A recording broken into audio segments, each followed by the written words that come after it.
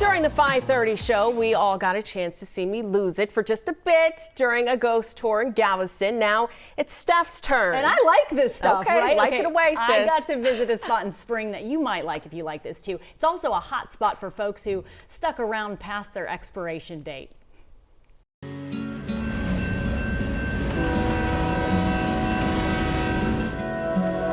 A historic railroad settlement from the 1800s, Old Town Spring has transformed into a top-rated tourist attraction with its popular restaurants and Victorian-style shops.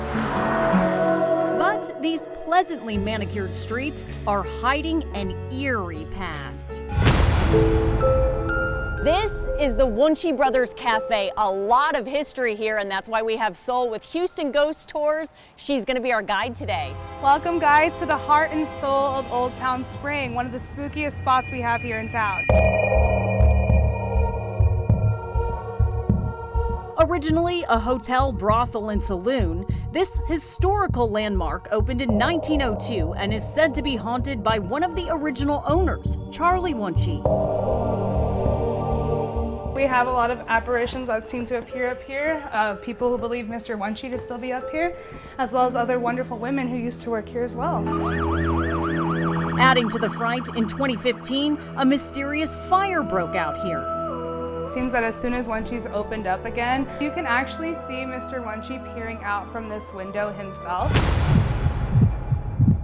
So when I'm on tour, I actually like to line everybody up on that curb out there, and you can actually line up and you'll be able to look into this window and you'll see him staring back at you. Down the street, another building with a haunted past. We are currently at Mallet. So before it was this cute little shop you see before you, this was actually our town bank. This actually was the site of a horrible robbery/murder that took place in the 1930s.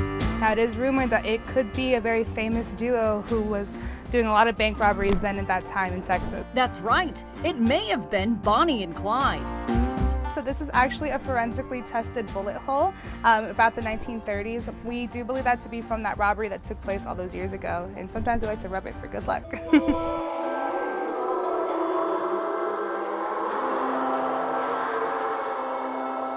Next, a small space, but perhaps the scariest. We are actually walking into the old abandoned ice house. Now, this is probably one of the spookier spots on my tour. I myself don't like to come in here at night. A lot of people who come out here during my tours, they usually feel a general uneasiness here. This is actually the site where we kept a few bodies throughout the time when the coroner didn't have enough room in his shop to keep the bodies. So if we were gonna feel anything, I'm very certain that it would be here.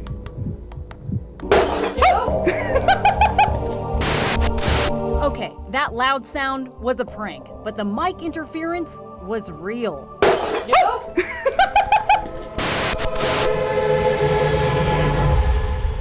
Let me just tell you that was ice house. It's like a tiny home. You go in there and it's hard to breathe. There's something in there. And you're the one that's like, I'm not scared. Right, I can handle it. I love scary. I love spooky. You like the good ghost. You didn't even stick around to find out if it was a good ghost or a bad ghost. It was not a good ghost. It was not a good ghost.